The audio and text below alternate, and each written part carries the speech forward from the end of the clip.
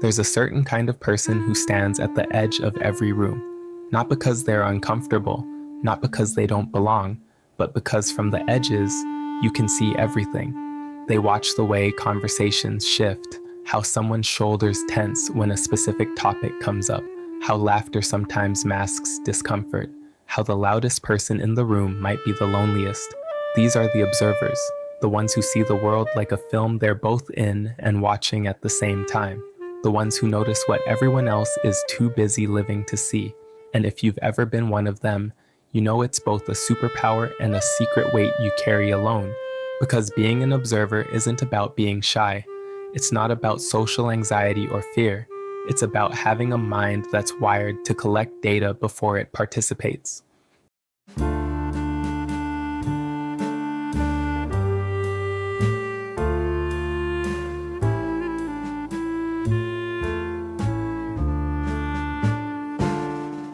Most people live inside their experience. Observers live slightly outside of it, watching themselves and everyone else with the same curious distance. They don't just enter a party, they scan it. Who's talking to whom? Who's pretending to have fun? Who's genuinely comfortable? Who's about to leave? They read the room like a language most people don't know exists. And this isn't judgment, it's mapping. Their brain is creating a blueprint of the social architecture around them, categorizing, analyzing, understanding. Psychologically speaking, observers have what researchers call high perceptual sensitivity. They notice subtle changes in their environment that others filter out. A shift in tone, a flicker of expression, the way energy changes when someone walks in or walks out. Their brains are constantly scanning for information, piecing together the story beneath the surface. This is linked to heightened activity in the anterior cingulate cortex, a brain region involved in error detection and emotional regulation. Observers are always checking for inconsistencies, not because they're paranoid, but because their mind is built to spot what doesn't fit. It's pattern recognition on overdrive. They see how people behave versus how they say they feel. They notice when words don't match body language, when a smile doesn't reach the eyes, when someone says they're fine but their voice betrays them. And here's the thing, while everyone else is reacting, observers are recording. They file away details, they remember who said what 6 months ago. They notice when someone changes their story. They see how people adapt their personality depending on who's in the room. And that awareness, that constant intake of information, can make them feel like they're living in a different reality than everyone else, because they are. Most people move through life participating. Observers move through life documenting. They're the ones standing back at the concert, not because they don't love the music, but because they want to see the whole picture. The crowd, the lights, the energy, how it all connects. They're the ones who stay quiet in group conversations, not because they have nothing to say, but because they're studying the dynamics. Who interrupts whom? Who gets listened to? Who gets ignored? And people mistake that quietness for disengagement when really, it's the opposite. Observers are hyper-engaged. They're just engaged differently. They're processing, connecting, understanding. By the time they're ready to speak, they've already considered 10 angles. And sometimes by then, the moment has passed, so they stay silent. And the world sees someone on the sidelines, when in reality, they're center stage in their own mind. There's a term in psychology called the observer effect, the idea that the act of watching something changes it. But for human observers, it's reversed. They watch without changing. They blend into the background. They become invisible so they can see clearly. And that invisibility becomes a strategy, a way of moving through the world without disrupting it. Because observers don't want to be the story. They want to understand the story. But this way of being comes with a cost. Because when you're always watching, it's hard to just be. It's hard to lose yourself in a moment when part of you is always standing outside of it, taking notes. Observers struggle to be spontaneous. They can't just jump in. They have to assess first, consider the variables, predict the outcomes. And while that makes them incredibly perceptive, it also makes them hesitant. They overthink participation.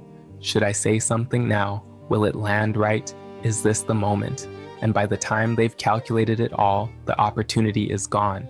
so they learn to live with a kind of chronic hesitation, not because they're unsure of themselves, but because they see too many possibilities at once. Every choice has branches, every word has consequences, and their brain won't let them act without considering all of them. You'll often find observers in corners, on balconies, in the back of rooms, not hiding, but positioning, because the best view requires distance. They're the ones who see the fight coming before it happens, who notice when someone's about to cry, who sense when the mood is about to shift. They're emotional meteorologists reading the atmospheric pressure of human interaction. And this isn't a skill they learned, it's a wiring they were born with. Studies show that people who are natural observers often have higher levels of sensory processing sensitivity. Their nervous systems are more reactive to stimuli. They pick up on subtleties that others' brains automatically filter out. A change in lighting, a shift in tone, the tension in someone's jaw.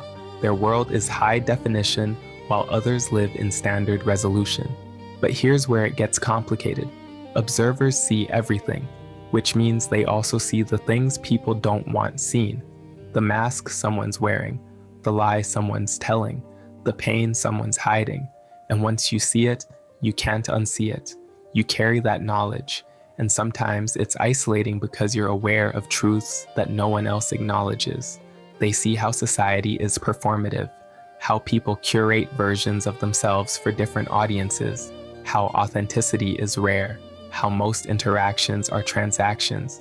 And that awareness can make connection feel complicated, because when you see through everything, it's hard to believe in anything. When you notice the mechanics, the magic fades. One fascinating thing about observers is their relationship with time. While most people live in the present, observers exist in 3 tenses at once. They're analyzing what just happened, experiencing what's happening now, and predicting what will happen next. It's like their consciousness is stretched across a timeline. And that's exhausting, because their brain never fully rests in a single moment. Psychologists call this temporal integration, the ability to connect past patterns with present behavior to predict future outcomes. It's what makes observers such good judges of character. They don't just see who you are now, they see who you've been and who you're becoming. They track the arc of people's behavior over time, and patterns always reveal themselves to those who watch long enough. But this same ability can create anxiety, because when you can predict outcomes, you also anticipate problems. You see the relationship that's about to crumble, the friendship that's drifting, the opportunity that's slipping away, and knowing what's coming doesn't always mean you can stop it. So observers often live with a low-grade dread, a sense that they can see the ending before the story's done. There's a loneliness in being an observer, because while everyone else is immersed in the experience, you're outside of it. You're the one watching the movie while everyone else is in it. You can describe what's happening, but you're not sure you're feeling it the same way. And that creates a distance, a gap between you and the world that never quite closes. Observers crave connection, but only the kind that's real. They can't do surface-level interactions. Small talk feels like sandpaper on their brain, because they see how empty it is, how performative. They want to skip past the pleasantries and talk about the things beneath, the fears, the dreams, the contradictions. They want to understand people, not just know them. But most people aren't ready for that depth. Most people live comfortably in the shallow end. So observers learn to adapt. They mimic social norms. They laugh at the right moments. They nod along to conversations they find meaningless. They become actors in their own lives, playing the part of someone who fits in while their real self watches from behind their eyes. And after the party, after the gathering, after the event, they go home exhausted, not from the people, but from the performance, from holding back their observations, from not saying what they noticed, from pretending not to see what everyone else missed. That's the weight observers carry, the burden of seeing more than they're allowed to speak about. There's something psychologists call cognitive empathy, the ability to understand what someone else is thinking or feeling by observing their behavior. Observers have this in abundance. They can read people like books, not because they're mind readers, but because they pay attention. They notice the micro expressions, the body language, the changes in speech patterns. They see the clues everyone else walks past.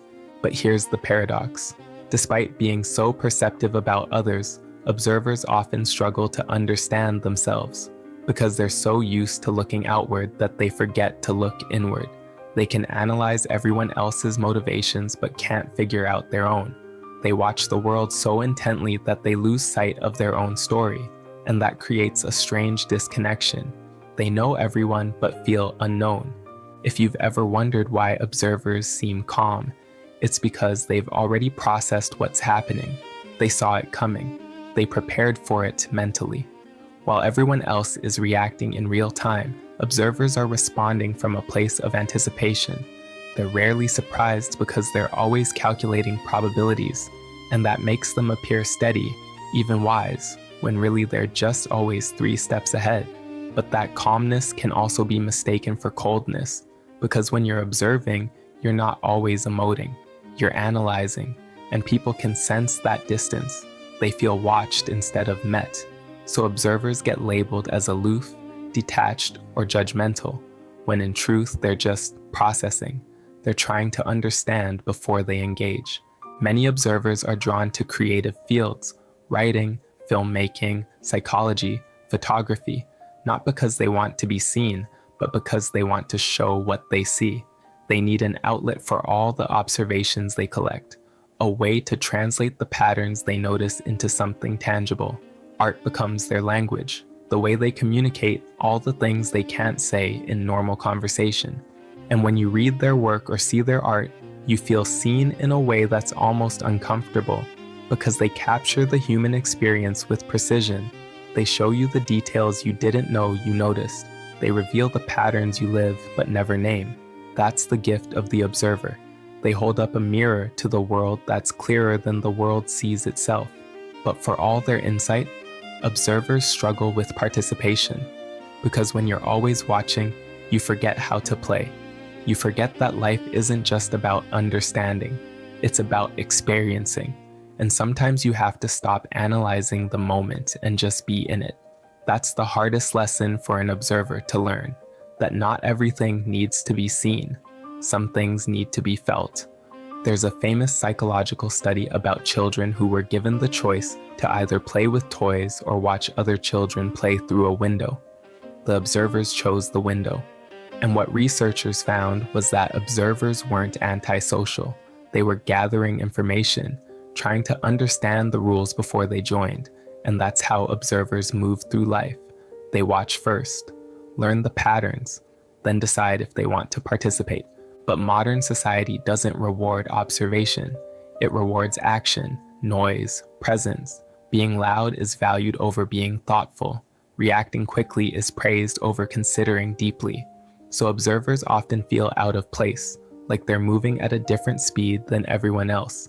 And in a world that celebrates extroversion, their quiet attentiveness can seem like absence when it's actually a different kind of presence. If you love an observer, understand they show care by paying attention. They remember what you said 3 weeks ago. They notice when you're off, even when you say you're fine. They see you in ways you don't see yourself.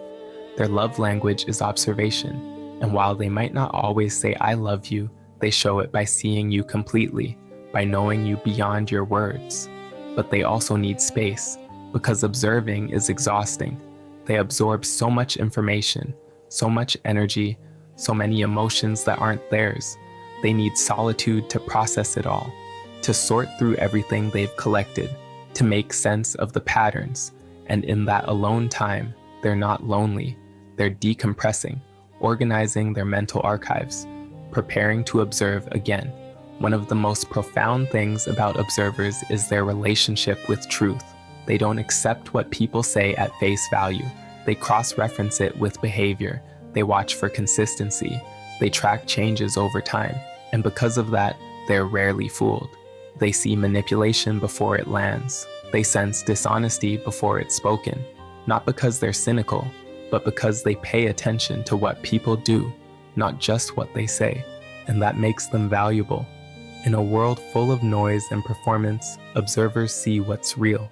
They cut through the pretense. They notice what matters. They're the ones who spot the problem before it becomes a crisis, who see potential in people before it's obvious, who understand dynamics that others are blind to. Their observations, when shared, are often revelations.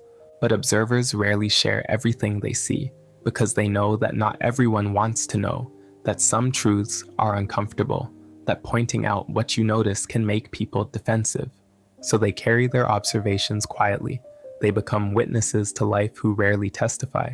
And that silence, that holding back, can feel like a burden, like having a library of knowledge that no one wants to read. There's something both beautiful and tragic about being an observer. Beautiful because they see the world with depth and nuance. Tragic because they see it alone. They experience life through a lens that others don't have access to, and that creates a fundamental loneliness. Not the loneliness of being without people, but the loneliness of seeing things no one else sees. Yet observers are essential. They're the ones who remember, who notice, who understand. They're the archivists of human behavior, the pattern recognizers, the ones who see the threads that connect everything. And while they might stand at the edges, they're holding the whole picture together. Because someone has to watch, someone has to see, someone has to remember what everyone else was too busy living to notice. If you're an observer, know that your way of being isn't wrong.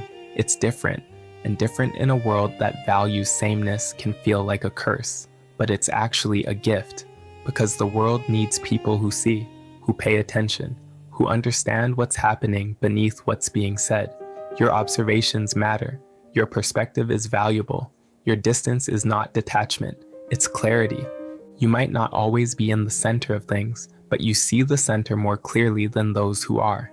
You might not speak the most, but when you do, people listen because they know you've been watching, you've been thinking, you've been understanding. And in a world that moves too fast to notice, your stillness is radical. Your attention is rare. Your observations are treasure. So don't apologize for standing back. Don't force yourself into the noise when your nature is to witness it. Because observers aren't meant to be in the middle of everything. They're meant to see everything from wherever they choose to stand. And from that vantage point, from that quiet distance, you see what others miss. You understand what others overlook. You hold the patterns that others live without recognizing. Being an observer isn't about being invisible. It's about seeing clearly. It's about understanding that sometimes the most powerful position is the one that watches, that learns, that knows. And while the world celebrates those who act, it's the observers who understand why we act at all, who see the motivations beneath the movements, who track the story while everyone else is just living their part.